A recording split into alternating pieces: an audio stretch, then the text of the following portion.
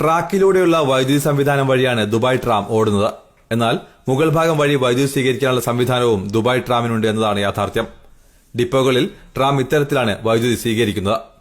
ട്രാക്കിലൂടെയാണ് വൈദ്യുതി കടന്നു പോകുന്നതെങ്കിലും ജനങ്ങൾ ട്രാക്ക് മുറിച്ച് കടക്കുമ്പോൾ വൈദ്യുതാഘാതം ഏൽക്കുകയില്ല. അത് ഇതിലെ കളക്ടർ ഷൂ എന്ന് പറഞ്ഞിട്ട് ട്രെയിനിന്റെ ഒരു പാർട്ടുണ്ട്. അതാണ് പവർ ഇത് ചെയ്യുന്നത്. വേറെ നടന്നു പോകുന്നതിൽ അത്രയും സേഫാണ്. അതിനെ കൊണ്ടൊന്നും യാതൊരു പ്രോബ്ലവും ഇല്ല. ട്രാമിന് പരമാവധി 70 കിലോമീറ്റർ വേഗതയിൽ വരെ സഞ്ചരിക്കാനാവും. എന്നാൽ 50 കിലോമീറ്ററിൽ വേഗപരിധി നിജപ്പെടുത്തിയിരിക്കുകയാണ്.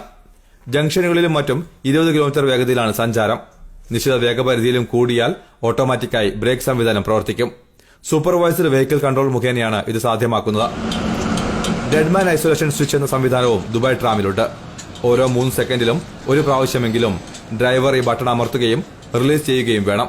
അതല്ലെങ്കിൽ ട്രാം ഓട്ടോമാറ്റിക്കായി സഡൻ ബ്രേക്ക് പിടിക്കുകയും നിൽക്കുകയും ചെയ്യും. ഡ്രൈവർക്ക് എന്തെങ്കിലും അത്യാഹിതം ഉണ്ടാവുകയാണെങ്കിൽ ട്രാം അപകടത്തിൽപ്പെടാതിരിക്കാനുള്ള സുരക്ഷാ സംവിധാനമാണിത്. അതായത് ഡ്രൈവർക്ക് ഹൃദയസ്തംഭനമോ അപസ്മാരമോ ഉണ്ടായാലും ട്രാം അപകടത്തിൽപ്പെടുകയില്ല എന്നർത്ഥം.